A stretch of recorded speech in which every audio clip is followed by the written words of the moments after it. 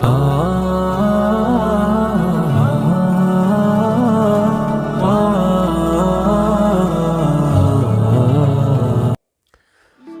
فروری کا دن حق خطیب سرکار کے لیے قیامت سے پہلے قیامت کا دن ثابت ہو رہا ہے۔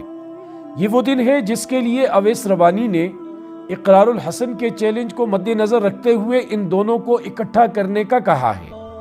یہ ویلنٹائن ڈے ہے، محبتوں والا دن ہے دنیاوی اعتبار سے۔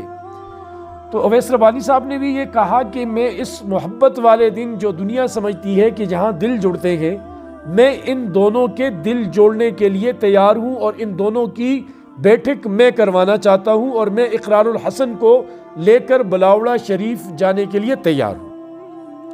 آپ کے علم میں ہے کہ اقرار الحسن صاحب نے ان کی جو کرتب بازیاں تھیں، شعبدہ بازیاں تھیں، یا یوں کہیں ان کی جو کرامتیں تھیں، انہیں کہا تھا کہ یہ نوٹنکی ہے، یہ فراڈ ہے، یہ شعبدہ ہے، یہ کوئی کرامت نہیں ہے، اور جو کچھ یہ کرتے ہیں یہ بابا کرتے ہیں۔ انہوں نے اپنی ویڈیوز میں بھی اسی طرح کر کے دکھایا۔ وہ منہ سے گولیاں نکالنا ہو، سوئیاں نکالنا ہو، کیلے نکالنا ہو، آنکھ سے موتی نکالنا ہو یا سونے کی چین نکالنا ہو، یہ سب کچھ کر کر انہوں نے لوگوں کے سامنے رکھ دیا۔ یہ جب سے رکھا ہے تو حق خطیب سرکار کی گویا کی نیندیں اڑ گئی ہیں، ان کا سکون غارت ہو چکا ہے، اور وہ عدالت کے دروازے پر جا پہنچے۔ اس کو لے کر دیکھیں، ہم ایک اعتبار سے وہ ہماری فیلڈ کے لوگ ہیں، مذہبی لوگ ہیں، عالم ہو، پیر ہو، ہم ایک شعبے سے وابستہ لوگ ہیں۔ ہمیں بڑی سبکی کا سامنا کرنا پڑا جب اقرار الحسن نے یہ کہا، ہنستے ہوئے مذاق اڑاتے ہوئے کہا کہ دیکھو یہ دوسروں کی مشکلیں حل کرنے کے دعویٰ کرنے والا، اس پر چھوٹی سی مشکل میری طرف سے پڑی تو اپنی مشکل خود حل نہ کر سکا اور عدالت جا پہنچا، یہ دوسروں کی مشکلیں کیا حل کرے گا۔ اور پھر 27 رجب کی شام جب حق خطیب سرکار کا وہ معراج کے حوالے سے وہاں قیام تھا اور وہاں ان کی ذکر کی محفل تھی، اس میں اقرار الحسن نے کہا، دعویٰ کیا، چیلنج کیا کہ یہ مجھے سورہ بنی اسرائیل پڑھ کر سنا دے جس کے اندر واقعہ معراج کا ذکر ہے، زبانی نہیں، دیکھ کر پڑھ کر سنا دے تو میں ان کو مان لوں گا۔ اور نے کہا انہیں نہیں آتا، قرآن پڑھنا نہیں آتا، انہیں دیکھ کر۔ اور میں نے جب ان کی ویڈیوز دیکھی حق خطیب سرکار کی، تو ایک موقع پر یہ امام زین العابدین علیہ السلام کو امام زین العابدین پڑھتے ہیں، تو مجھے بھی بڑی حیرت ہوئی۔ میں نے کہا واقعی اقرار الحسن ٹھیک کہتے ہیں، جو بندہ زین العابدین نہیں پڑھ سکتا اس کو زین العابدین پڑھتا ہے، تو وہ قرآن مجید کے تلفظ کو کس طرح ادا کرے گا۔ اب یہ 14 فروری کا دن آ پہنچا ہے، اور یہ اویس ربانی صاحب نے کہا کہ میں ان کو اکٹھا کرنا چاہتا ہوں۔ دیکھیں اکٹھا کرنے کے بڑے فائدے ہیں، یہ بیٹھیں گے تو اس سے بہت ساری چیزیں نکھر کر سامنے آئیں گی۔ اقرار الحسن نے کہا میں جانے کو تیار ہوں، اور میں اپنی جان کی مجھے کوئی پرواہ نہیں، ان کے مریدین اور یہ میرے ساتھ جو سلوک کرنا چاہیں کریں، لیکن مجھے صرف ایک شورٹی دیں، اور وہ یہ کہ میرے ساتھ جو لوگ جائیں گے ان کی جان کی حفاظت ہو۔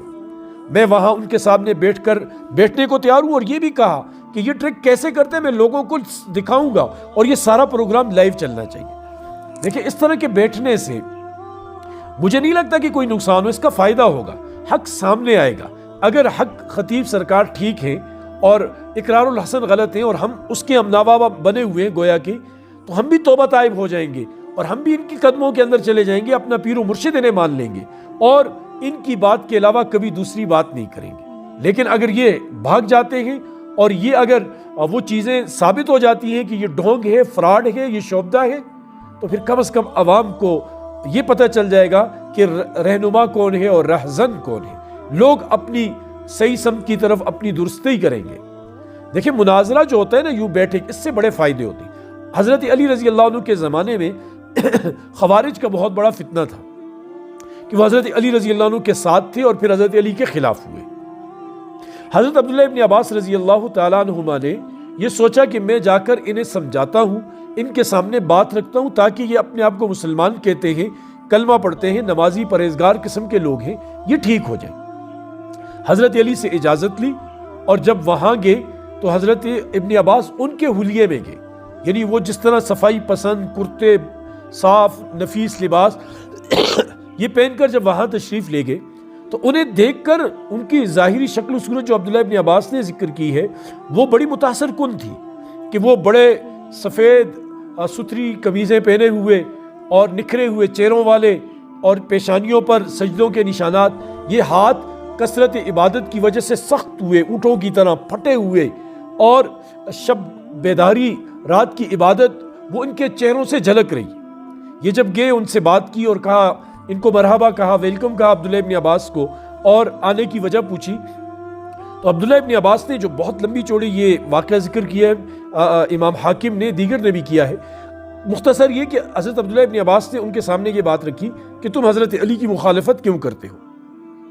حالانکہ قرآن مجید ان کے ہاں نازل ہوا، وہ قرآن مجید کو بہتر جانتے ہیں، تفسیر کو، تعویل کو، ہر اعتبار سے بہتر جانتے ہیں تم سب سے۔ تمہارا مسئلہ کیا ہے؟ انہوں نے کہا ہمارے 3 مسئلے ہیں۔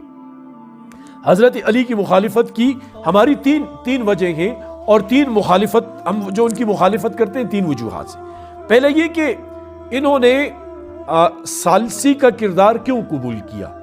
جو مشاجرات صحابہ کے درمیان آپس میں جو واقعات ہوئے تھے، جو لڑائیاں ہوئی تھی، اس میں انہوں نے ثالثی کا کردار کسی اور کو کیوں تسلیم کیا، کسی اور کو حاکم منصف کیوں بنایا؟ حالانکہ ان الحکم الا للہ، حکم تو اللہ کا ہے، فیصلہ اللہ کا ہے، یہ قرآن مجید کے مطابق فیصلہ کرنا چاہیے تھا۔ پہلا اعتراض یہ کیا انہوں نے۔ دوسرا یہ انہوں نے کہا کہ جو صلح نامہ لکھا گیا اس میں حضرت علی نے اپنے نام کے ساتھ امیر المؤمنین کا لفظ ہٹوا دیا ان کے کہنے پر دوسروں کے، تو کیا نعوذ باللہ وہ امیر الکافرین نے کیوں ہٹایا؟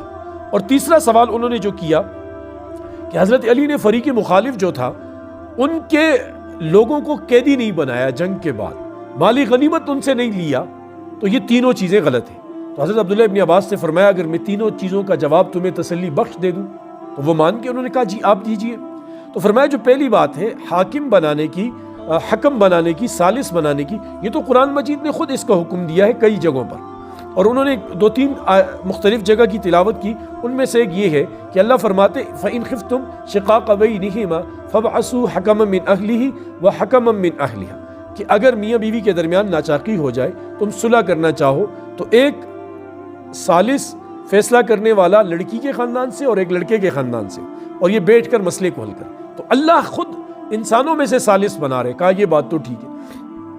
کہا جو دوسری بات ہے امیر المومنین والی، کہا صلح حدیبیہ کے موقع پر جب کفار مکہ نے صلح نامہ لکھتے وقت نبی پاک صلی اللہ علیہ وسلم کے لکھے ہوئے لفظ محمد الرسول اللہ پر اعتراض کیا، لکھا حضرت علی نے تھا اور بولے نبی علیہ السلام نے تھے، اور کہا کہ ہم تو آپ کو اگر رسول اللہ مانتے تو پھر تو جنگ ہی نہیں تھی، یہ محمد الرسول اللہ کاٹو اور محمد بن عبداللہ لکھو، اور نبی علیہ السلام نے ایسا ہی کروایا۔ فرمایا کہ حضرت علی کا مقام بڑا ہے یا حضور کا مقام بڑا ہے؟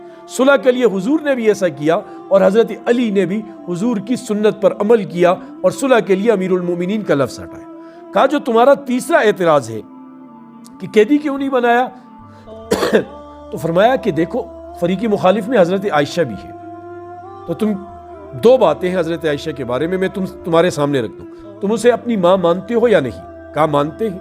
اب قرآن کہتا ہے کہ النبی اولی بالمؤمنین من انفسہم وازواجہ امہاتہم، کہ حضور کی زوجات مسلمانوں کی مائیں ہیں۔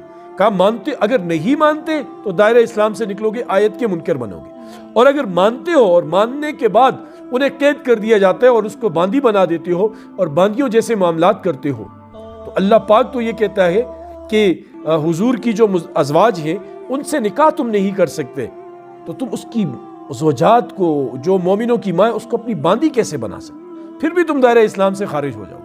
یہ بات جب عبداللہ ابن عباس نے ان کے سامنے رکھی، یہ مناظرہ ہوا، تو کہتے ہیں کہ ہزاروں کی تعداد میں خوارج وہ واپس ہو گئے، یعنی راہ ہدایت پر آگے، توبہ طائب ہوئے، اور کچھ لوگ رہ گئے، اور جنہوں نے جب ظلم ستم کیا اور حضرت علی کی تلوار کا وہ نشانہ بنے نہروان کے مقام پر، اور انہیں عبرت کا نشان بنایا گیا۔ اب اس سے کتنا فائدہ ہوا لوگوں کو؟